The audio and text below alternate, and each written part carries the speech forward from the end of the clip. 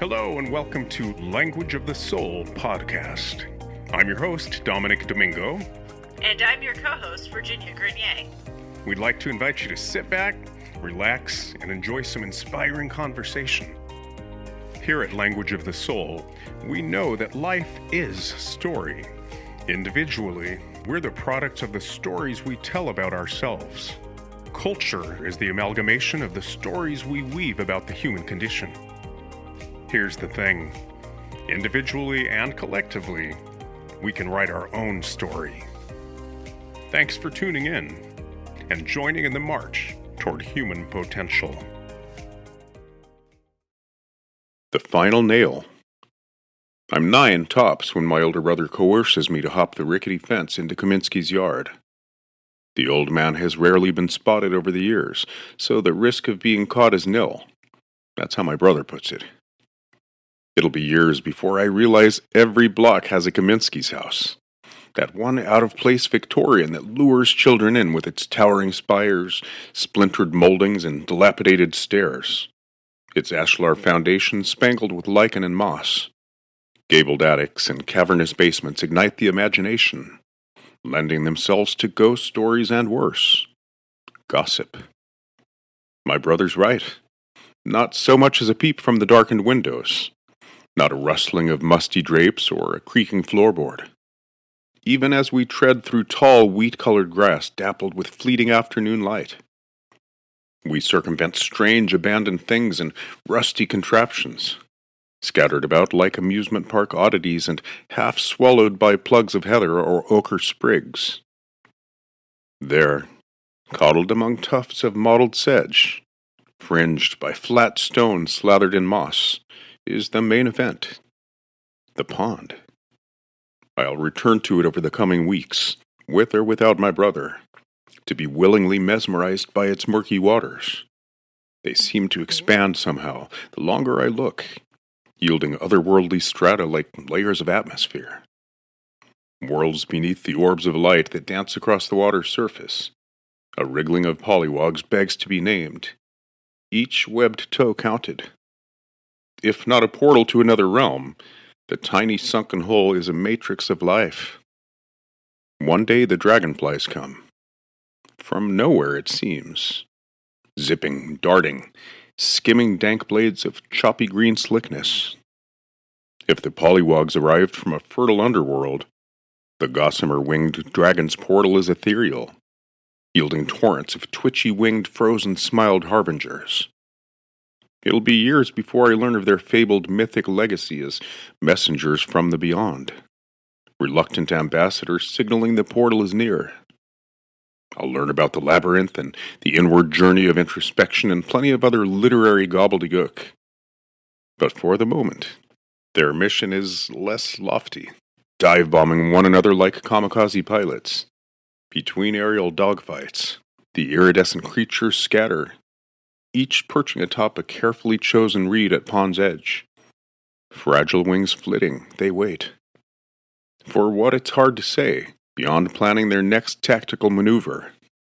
My brother is skeptical when I tell him if you wet your finger, they'll perch on it, letting you examine them at close range. You can take in their frozen robotic smiles, even name them by the casualties of their air combat. A tattered wing, a smashed eyeball, or club foot. Without planning it, I've traded counting polywogs and logging toe counts for naming every last dragonfly. Come see for yourself, I say. Nah, that place is creepy. You didn't think so when you took me there last summer. My brother doesn't answer. He's too cool for most things these days. After starting junior high, he quickly dropped gymnastics for guitar lessons, grew his hair out, and started dealing every last drug we elementary schoolers were learning about in outdated celluloid films meant to scare us straight. I mustered the courage to ask, why did you quit gymnastics? It made no sense. He was headed for the Olympics, top of his game, in California anyway. In a millisecond, his eyes gird and his tongue sharpens. Just stay away from that place, do you hear me? I search his expression, but he's gone inward now. I can't help but think there might be a grain of truth to the rumors about why he quit. The ones I've heard lanced by schoolyard punks, repeated from the lips of unscrupulous parents. Ever a master at deflection, my brother turns the tables. Kaminsky's a perv. Everyone knows it. It's not true, I protest. You ever even met the man? Nah. My brother waits, lets my imagination churn. Then, I seen him for myself, entire articles. They're all on microfiche at the library. Dude buried half a dozen kids under his porch back east, in Illinois. By the time them cadaver dogs come around, he'd moved the bodies. He was never found guilty, but the whole town knew. That's why he ended up out here. I know deep down my brother is trying to spook me. It's nothing more than idle gossip. Come winter, the pond is frozen over. Plugs of heather stand rigid in icy burrowed clefts, though I know it must be my imagination. The pond has expanded in scale. Directly across from me, a great sycamore I've never noticed buckles the earth. At its base, a tangle of roots, pale and writhing, reaches for the ice. But its tendrils are frozen still by it, left to graze the secrets it holds like torqued, knotted fingers. I edge toward the bank to spite myself, a puppet on a string. My toes are inches from the pond's edge as I peer into the swarthy depths, as through the panes of a dusty mirror. Something moves beneath the ice. Later that winter, we take a trip back east. My brother and I have been sent to Chicago by train to spend Christmas with cousins. They're around our age, but street smart. Being Italian, most of our cousins' neighborhood friends are destined to grow into mafiosos. A good number of them are named Tony, Anthony, Antonio, or simply Ant. In conversation, it's context alone that narrows things down. When not playing stickball, the burgeoning mafiosos make it their mission to break in we soft California boys. You gonna use that, you sure? One of the Tonys lances. He's eyeing the wilting carrot in my grasp, the one I fished from our aunt's crisper. We've built the perfect snowman over several hours, each segment perfectly molded, descending in size from the ground up. Coals for eyes, yarn mittens, and matching embroidered scarf draped loosely where the neck should be. It's perfect, I retort, driving the rubbery thing into immaculate white. I take a step back, taking in our creation like God on the seventh day. My brother has gone inside. He's always had a short attention span. It's then that one of the Anthonys whisper shouts to another, clearly for my benefit. Hey, you think they'll catch up with the old creep? I pretend not to hear. The equally theatrical reply, Nah, the man skipped town so long ago now. Been living on the lam for years. It dawns on me just as the first Anthony puts words to my hunch. Probably ain't even going by old man Kaminsky no more. I refuse to turn but can see the half grin of satisfaction on the kid's face. Hell, Chuck would be 20 or so by now. What I do know is his parents miss him real bad. I dust off my snow mittens, preparing to follow my brother inside. For me, puberty looms on a distant horizon, a broiling tempest. Even so, my bullshit detector is well honed.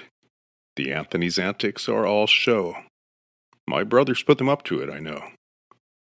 In our guest room that night, my brother and I lie on our backs, keeping slumber at bay. For some reason, my mind's eye returns to our last visit, years before. It was midsummer, dank and humid. Driving across the Midwest was the first time I'd seen real weather. One cumulus cloud stacked against the next to eternity. Verdant flatness below rippling in an invisible current. It was indelible. The musty smell of coming rain.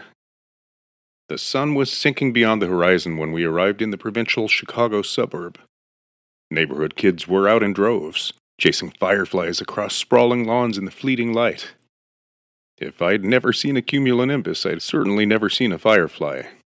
To my virgin eyes, the levitating alabaster orbs looked to have harnessed the alchemy of a harvest moon. So captivated were my brother and I that we rounded up a good dozen of the fantastical critters in a cardboard box. Once we'd smuggled them into our guest bedroom, we released them. Their incandescence dispersed like childhood magic itself, illuminating the unfamiliar dark of a strange borrowed room. We couldn't fall asleep any more than we can tonight, dazzled as we were. Do you remember the fireflies? I hear myself say. My brother's laugh is in earnest, if short-lived. Still, I can picture him smiling in darkness across the room, picturing the scene I've been replaying. I can see the shimmering embers reflecting in his wide eyes all those years ago. Remember how we released them in this room? How we fell asleep to them whizzing around like shooting stars? There's another chortle, then a long silence. My brother's voice glances off drywall, sounding older all of a sudden. Remember how the Anthonys picked off their butts? How they made necklaces out of the abdomens that would continue to glow for hours? The image returns, one I've dimmed like an out-of-circulation movie. But it's back, along with the vignetted tableau of bioluminescent streaks searing cement in a swarthy twilight. The Anthonys had taken several abdomens and used them to scrawl their names on the sidewalk. The next morning I look out the bay window of our aunt's living room. Tangerine light pierces a small thicket of birch trees, dappling the sidewalk. A shaft of it rakes across buckled cement, striking our snowman. The night's chill has preserved him, but already the morning light seems to have altered his appearance. He's slumped, cold black eyes slightly askew. I know that in no time he'll dissolve altogether. It's been overcast for the bulk of our visit, but it's clear. The sun is out for good. The following summer, I returned to Kaminsky's Pond. The dragonflies are back, but I'm nearly too old to care. Either that or I'm growing jaded like my brother. The dragonflies are doing their best to get my attention, darting to and fro, dive-bombing not one another but me. Something compels me to dip a finger in the pond's stagnancy. I lift it high into the air. In no time, one of the otherworldly pilots lands squarely on my fingertip. I draw it in slowly. "Fido!" I exclaim breathlessly, hardly believing my eyes. I know him by the smashed eye and tattered wing, casualties of combat. I've read that dragonflies can live exceptionally long lives. Even so, it's heartening somehow that my friend is back for a second season. The day is about to get even stranger. Slowly the surrounding insects begin to flit, their antennae to quiver. They're joined by others from all around, from nowhere and everywhere. They're circling now, their flight formation nothing short of a whirling vortex. I stand. They're leading me somewhere, I know. Who am I to disobey? I find myself ambling through shin-high grass like a puppet on a string, circumventing strange abandoned things half claimed by the earth. They're distant memories, these corroded artifacts. Remnants of a time long forgotten, but still wholly intact. The destination seems anticlimactic. The insects settle, every last one of them, on the dilapidated back porch of the Victorian cottage. I look to the louvered windows embedded in powder blue siding. No silhouetted figure cupping its hands to see who's trespassing. It's been ages since I've worried about my mysterious neighbor, and longer still since I've seen any trace of him. And so it is I take a step onto the splintery porch. Where could they be leading me? The swarm remains still, antennae gently, nearly imperceptibly twitching in the crisp sunlight. The porch creaks with my weight, a brittle sound like dry bones. I look down. Horizontal slats are weather-worn, bleached by the sun and rotted by time. Despite their precarious state, I continue to scale the rickety planks toward the square landing abutting the door, but the moment I step foot on it, the platform caves. The thing is, it's riddled with rusty nails. One of them flays my ankle as I sink into what, solid earth blanketed with dry grass? A lightless, forsaken basement? The gates to hell itself? When I manage to extricate my leg from the tangled mess of splintered wood, it's oozing crimson. My heart races as I bolt from the scene. I don't look back. Back in our kitchen, my mother lectures me. Not about the emergency room bill or what Dad will have to say about it. Nothing at all about the dangers of trespassing or what a litigious society we live in. It's something more grave in my mother's eyes as she takes me by the shoulders, my brother looking on. Now you stay away from there, damn it, I'm telling you. I've rarely seen her so determined to dissuade me from anything. Her brow furrows. That man has a record. Ah, there it is. The old neighborhood gossip. Only this time it's coming from a reliable source. Still, the devil's advocate in me retorts, "Come on, Ma." "Hey," my brother injects himself, coming between me and our mother. It always irks him when I disrespect her. "Shut up and do as she tells you." He storms off, long stoner hair swinging. It's then that Mom closes the gap between us so her nose is nearly pressed to mine.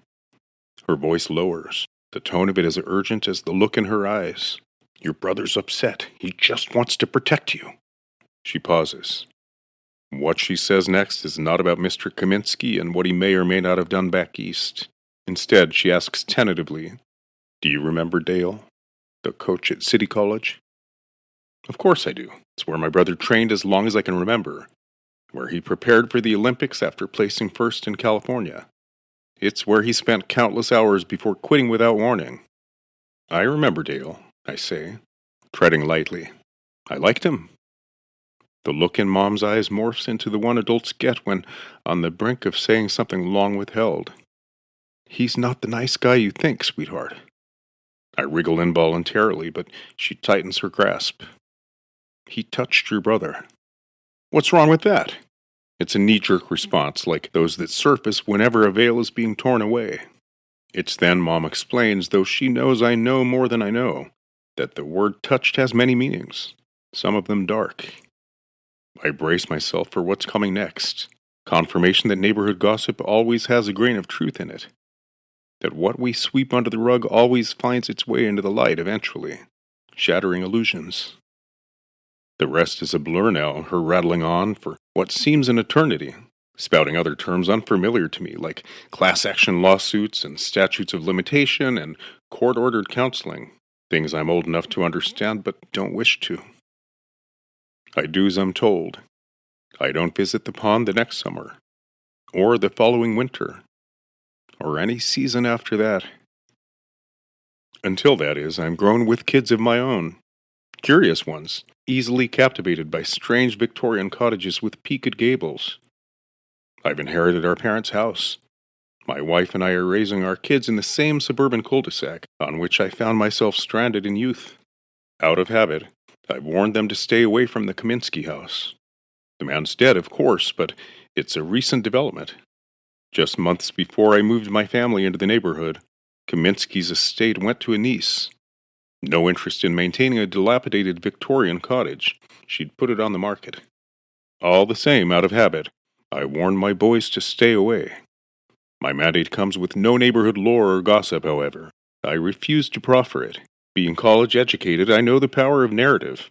I know about epigenetics and intergenerational trauma, and most of all, that we're here to break cycles. Even so, I obsess on the derelict mansion, so emblazoned on my mind's eye from childhood. Truth be told, obsessed may be too strong a word. It's just that it's constantly there, lingering on the fringes of consciousness, that mysterious yard overgrown with honey-hued stalks, littered with corroded artifacts. They've all been cleared now in preparation for showing. It's a pristine powder blue storybook cottage that swarms with potential buyers each Saturday during open house. The realtors are even sure to bake cookies beforehand, so the perfume of nostalgia wafts into undecided nostrils, a scent that's the very essence of home.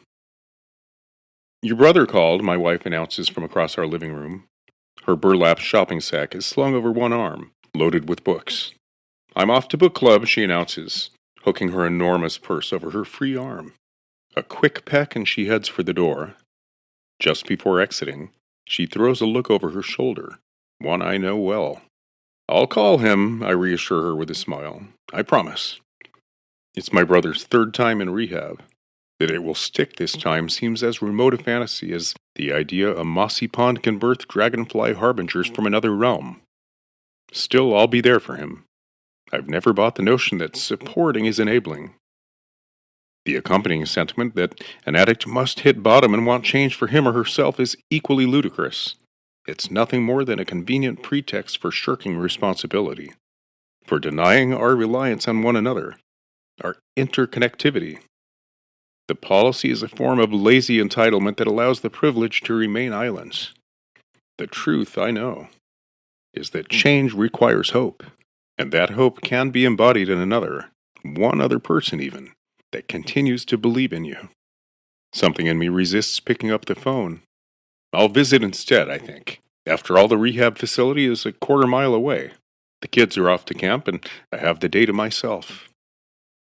I pull over involuntarily. It's an invisible force that stills me at the curb after half a block, despite myself. My brother can wait. The powder blue siding is a far cry from the broken slats of memory. The wide moldings unskewed and splinterless. It's redeeming somehow. In fact, the whole neighborhood's property values have skyrocketed since I've been away.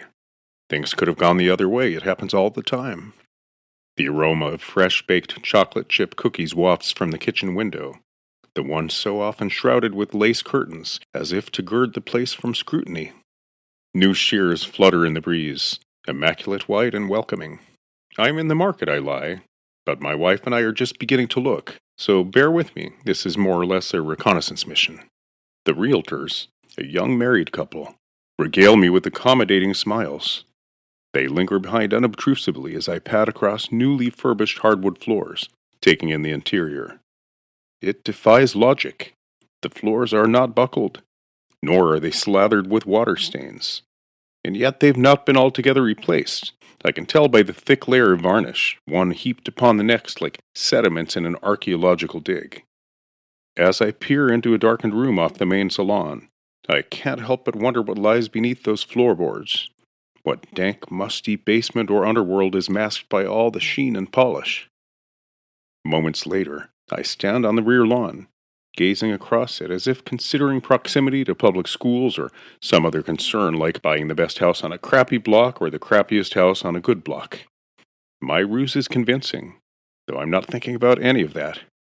I'm thinking how strange it is that the house's mysterious interior, one I've never seen but whose gaps I've filled in with lore and imagination, is so idyllic. At the same time, I find myself wondering what the realtors are legally obligated to disclose. I'm definitely going to return with my wife, I lie. Next Saturday. The realtors smile and wave as I close my car door. Just before peeling away from the curb, I notice a detail I didn't before.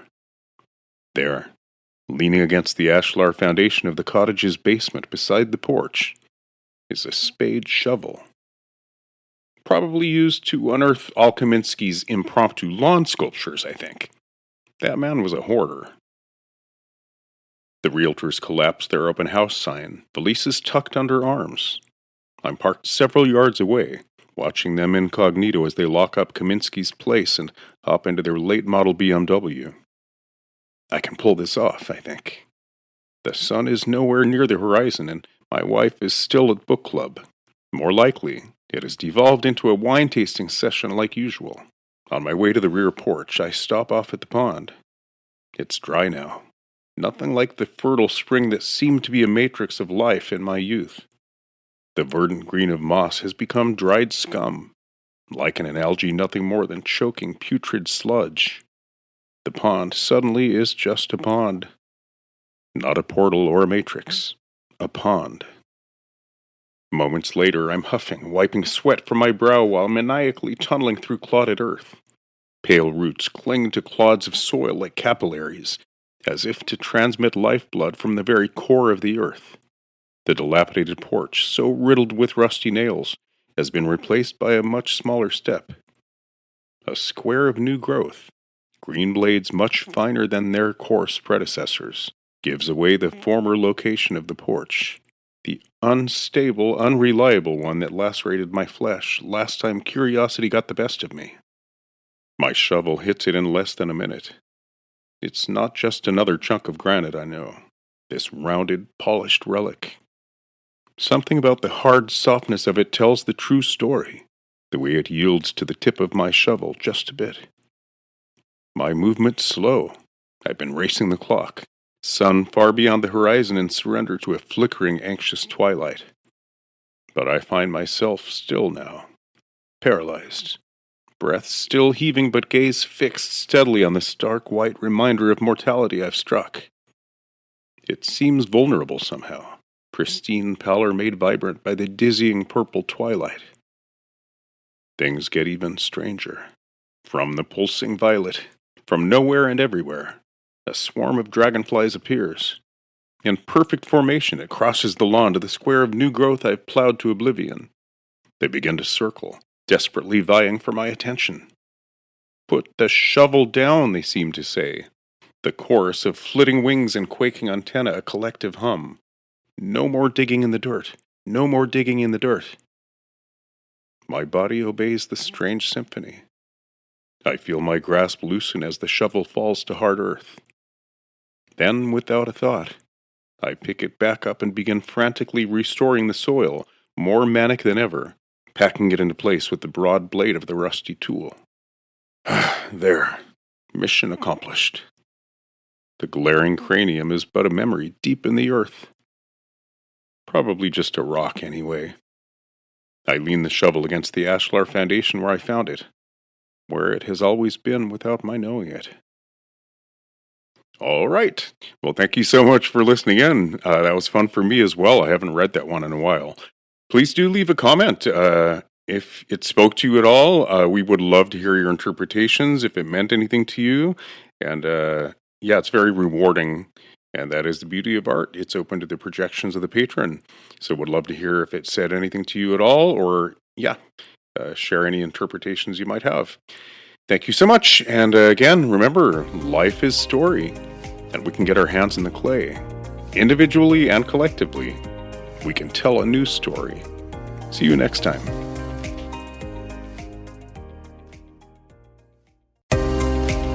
We want to take a moment to thank our wonderful listeners and supporters. Your continued support and sharing of our podcast helps us spread the transformative power of storytelling.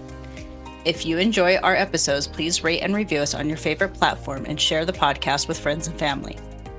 For more enriching conversations and insights, subscribe to Language of the Soul podcast on Apple Podcasts, Spotify, Amazon Music, iHeartRadio, and anywhere you listen to podcasts.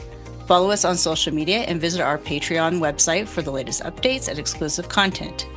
Your support helps us continue to bring these important stories to life. If you'd like to support us further, consider joining our Patreon community for exclusive content and donation options. Every bit of support helps us reach more hearts and minds.